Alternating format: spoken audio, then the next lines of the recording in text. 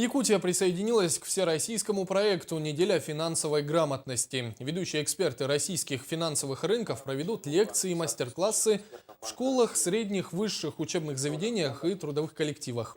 Первым мероприятием недели стал круглый стол с членами правительства, представителями финансовых структур и банковской сферы Якутии.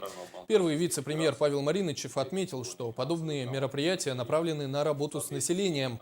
Представители Российского биржевого союза, негосударственных пенсионных фондов, брокерских фирм рассказывают о возможностях фондового рынка и системы негосударственного пенсионного обеспечения и поддержки малого и среднего бизнеса.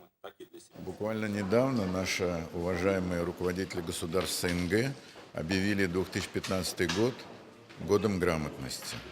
Мне кажется, что сегодняшнее мероприятие может служить таким прекрасным началом следующего года. И мне очень приятно, что наша прекрасная республика Якутия оказалась в авангарде этого очень правильного и интересного движения.